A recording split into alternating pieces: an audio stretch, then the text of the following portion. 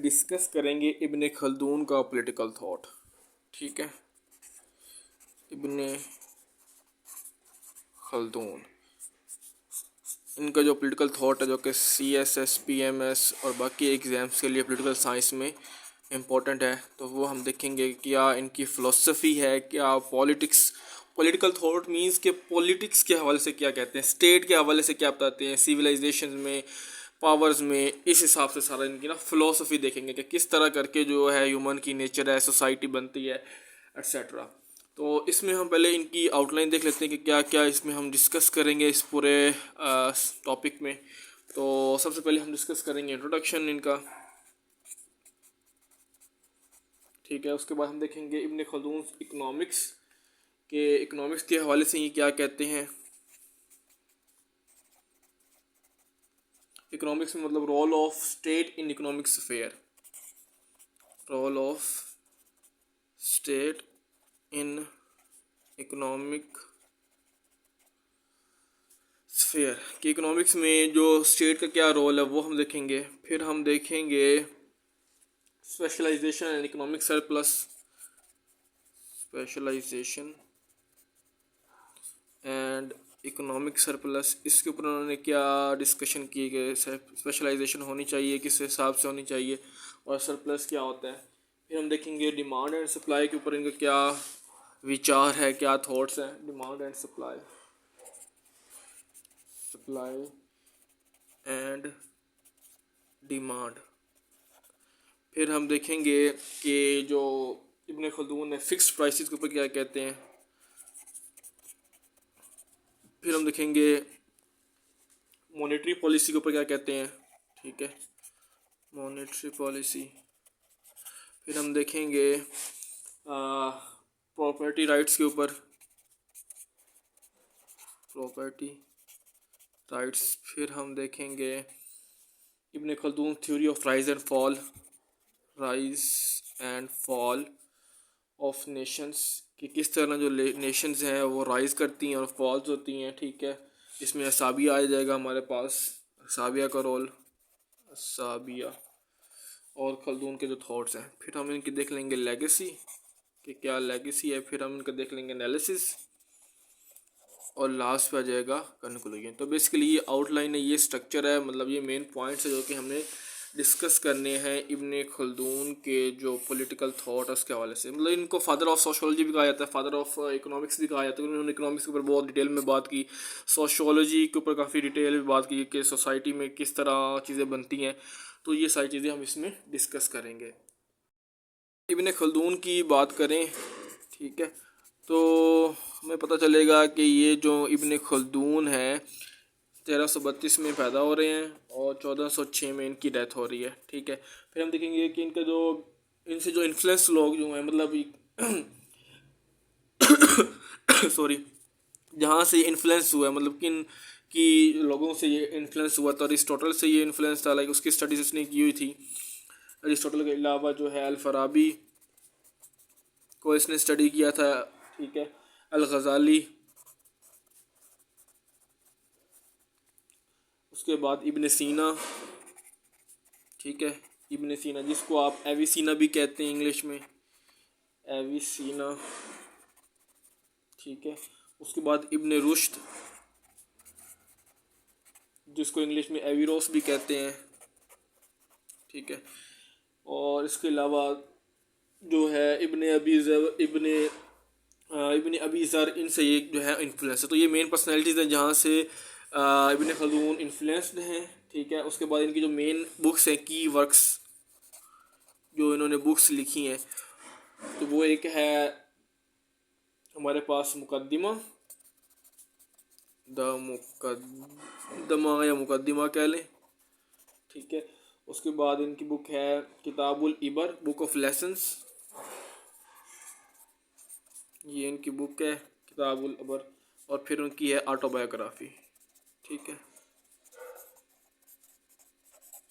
ये इनकी जो है वो बुक्स हैं जिसके ऊपर उन्होंने लिखा है। ठीक हो गया इनकी राइटिंग्स। अब आते हैं इनके इंट्रोडक्शन के ऊपर कि क्या क्या मेन चीज़ें इसके अलावा, और हमने देखी भी इंट्रोडक्शन में, आप कह सकते हैं। अब इनका असल नाम अब्दुर्रहमान बिन मोहम्मद इब्ने खल्दून था। ठीक है, क्या नाम था? अब्दुल रहमान बिन मोहम्मद बिन मोहम्मद इब्ने खल्दून, ये इनका एक्चुअल नेम है, ठीक है। और इसके अलावा अगर हम और इंट्रोडक्शन में देखें तो पता चलेगा कि ये 14th सेंचुरी के मुस्लिम थिंकर हैं, जो कि 13 में पैदा हो रहे हैं। तो 14th सेंचुरी के जो है ये मुस्लिम थिंकर हैं जो कि तुनीशिया में पैदा हुए हैं, जो आज जो तुनीशिया है वहाँ पे पैदा हुए थे, ठीक है। और इन्होंने राइज एंड फॉल्स के ऊपर बात की अपनी मुकदमा की बुक के अंदर, किस तरह नेशंस का राइज और फॉल होता है। इसके अलावा इन्होंने इकोनॉमिक्स के ऊपर बात की, इकोनॉमिक सरप्लस के ऊपर बात की, इकोनॉमिक पॉलिसीज़ के ऊपर बात की, जो कि आज के टाइम तक रेलिवेंट है। इकोनॉमिक्स के ऊपर इन्होंने काफ़ी डिस्कशन की। फिर उन्होंने कहा कि जो गवर्नमेंट है की रिड्यूस गवर्नमेंट एक्सपेंडिचर के ऊपर, क्योंकि जो गवर्नमेंट है उसको आर्मी के ऊपर और ब्यूरोक्रेसी के ऊपर कम एक्सपेंडिचर करना चाहिए। जैसे कि आज अपना जाएगा जो डेवलप कंट्रीज इसको फॉलो कर रही हैं, इसकी पॉलिसी को, मतलब कि आर्मी के ऊपर कम जो है वो लगाते हैं। बाकी जो डिफरेंट डिपार्टमेंट्स हैं लाइक एजुकेशन हो गया, ह्यूमन डेवलपमेंट हो गया, तो उसके ऊपर वो ज़्यादा जो है वो इन्वेस्टमेंट करते हैं। तो इस ऊपर ये उन्होंने पहले ही बता दिया था कि अगर आपने जो है इकोनॉमिक सरप्लस को इंक्रीज़ करना है, अपनी इकोनॉमिक स्ट्रॉन्ग करनी है, इकोनॉमिकली स्ट्रॉन्ग होना है, तो आपको जो है शिफ्ट करना पड़ेगा एजुकेशन और ह्यूमन डेवलपमेंट के ऊपर। जितना आप एजुकेशन और ह्यूमन डेवलपमेंट के ऊपर ज़्यादा इन्वेस्टमेंट करेंगे उतनी ही ज़्यादा आप इकोनॉमिकली प्रोग्रेस करेंगे, ठीक है। तो इस पर इन्होंने बात की थी। फिर इसके अलावा इन्होंने टैक्सेशन और टैरिफ्स जो है उनको अपोज किया कि जो मतलब वो टैक्सेशन जिससे ट्रेड डिस्टर्ब हो रही है, जिससे प्रोडक्शन नहीं हो रही, लाइक लोगों को ट्रेड करने में डिफ़िकल्टीज़ हो रही हैं, उनको प्रोडक्शन करने में मतलब जो है इंडस्ट्रीज़ बनाने में, फैक्ट्रीज बनाने में डिस्टर्बेंस हो रही है। तो उस टैक्सेशन और उस जो टैरिफ्स हैं वो वाले उनसे उनको अवॉइड करो, क्योंकि इससे फिर वो लोग डिस्टर्ब हो रहे हैं, उनको डिफ़िकल्टीज़ हो रही हैं। तो उस चीज़ को उन्होंने जो था वो अपोज किया था, क्रिटिसाइज़ किया था कि गवर्नमेंट्स को ऐसा नहीं करना चाहिए, लोगों को ट्रेड करने देनी चाहिए ताकि वो अपनी जो वेलफेयर है वो उसको कर सके, ठीक है।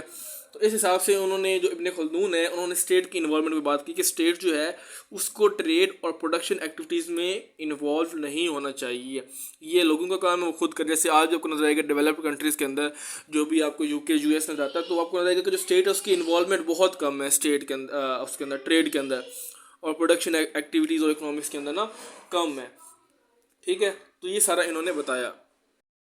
कहा कि जो ब्यूरोक्रेट्स होते हैं, जो ब्यूरोक्रेसी है वो कमर्शियल एक्टिविटीज़ को नहीं समझ सकते। जो एक्यूमेंट, जो एक्सपीरियंस, जो मोटिवेशन बिजनेसमैन लोगों का है वो ब्यूरोक्रेसी का नहीं है, उनकी अपनी डोमेन, उनकी अपनी डोमेन है। तो ब्यूरोक्रेसी को या ब्यूरोक्रेट्स को जो कमर्शियल एक्टिविटीज़ है उनमें इंटरफेयर या इन्वॉल्व नहीं होना चाहिए, ठीक है। तो ये चीज़ उन्होंने बताई। तो उन्होंने कहा कि जो स्टेट्स इकोनॉमिक सरप्लस में जो है वो क्या कहते हैं, मतलब जो स्टेट्स कंट्रीज जो है इन्वॉल्व होती हैं ट्रेड और प्रोडक्शन में, तो उसमें इंटरफेयर करते हैं, इन्वॉल्व होते हैं, तो वहाँ पे क्या होता है, वहाँ की इकोनॉमिक सरप्लस डिक्लाइन हो जाती है, वहाँ पे जो है इकोनॉमिक प्रोग्रेस रुक जाती है, ठीक है। इसके अलावा फिर उन्होंने आर्मी का बताया कि आर्मी जो है लार्ज आर्मी, जो कि मतलब आप कह सकते हैं कि करप्ट आर्मी है, जो लार्ज मतलब काफ़ी ज़्यादा जिसमें आप एक्सपेंसेस लग रहे हैं, तो वो भी नहीं होना चाहिए। जितनी लार्ज आर्मी होगी उससे क्या होगा कि आपकी जो इकोनॉमिक सरप्लस है, आपकी प्रोडक्शन, आपकी ट्रेड जो है वो उसमें इम्पीडिमेंट आएगा, उससे वो उसकी जो ग्रोथ है वो रुक जाएगी। तो ये उन्होंने बात बताई। इब्ने खल्दून ने इकोनॉमिक्स के ऊपर चीज़ें बताई, तो वो आज भी आप देखेंगे जो डेवलप कंट्रीज़ हैं वो जो लेस डेवलप कंट्रीज़ हैं वो उसको अंडरस्टैंड कर रहे हैं और उसको इम्प्लीमेंट कर रहे हैं। जैसे आप प्राइवेटाइजेशन देखें कंट्रीज़ के अंदर वो स्टार्ट हो रही है, मतलब पाकिस्तान देख लें, इंडिया देख लें, जो भी डेवलपिंग कंट्रीज़ हैं जो तक डेवलप नहीं है, तो आपको लगेगा कि वहाँ पर प्राइवेटाइजेशन हो रही है। प्राइवेटाइजेशन क्या है, वो यही है कि स्टेट की इन्वॉल्वमेंट कम हो, लोग खुद प्राइवेटली अपनी जो चीज़ें उनको रन करें और खुद इन चीज़ों को मतलब जो है वो एक्सरसाइज करें। तो जो डेवलप्ड कंट्रीज़ हैं जो ऑलरेडी डेवलप्ड हैं, तो वो उनका जो मिलिट्री ओरिएंटेड इन्वेस्टमेंट है वो कम है, वो मिलिट्री के ऊपर इन्वेस्टमेंट नहीं करते और ना इतने एक्सपेंडिचर करते हैं, ठीक है। वो उनके जो एक्सपेंडिचर्स होते हैं वो बेसिकली एजुकेशन के ऊपर होते हैं, टेक्नोलॉजी के ऊपर होते हैं, जैसे चाइना के एग्जांपल ले लें, ताकि उनकी इकोनॉमिक परफॉर्मेंस अच्छी हो, उनकी जो प्राइवेट इंटरप्राइजेज हैं इंटरनेशनल मार्केट्स के अंदर वो बेस्ट परफॉर्म कर सकें। तो यही चीज़ें जो है इब्ने खल्दून ने बताई हैं कि टैक्सेशन की जो पॉलिसीज़ हैं उसके हवाले से उन्होंने इस चीज़ का आइडिया बताया। तो ये था उनका लिटिल बिट इंट्रोडक्शन, जो उनकी मेन जो पॉइंट्स थे वो हमने उसको डिस्कस कर लिया, ठीक है। अब नेक्स्ट हम देखते हैं इब्ने खल्दून की economics, role of state in economics sphere, वो हम देखेंगे, फिर स्पेशलाइजेशन देखेंगे। तो ये पार्ट 1 था। नेक्स्ट जो वीडियो होगी वो पार्ट 2 होगी, तो पार्ट 2 के अंदर हम जो है वो आगे फर्दर डिस्कस करेंगे। Thank you so much, till then take care, अल्लाह हाफिज़।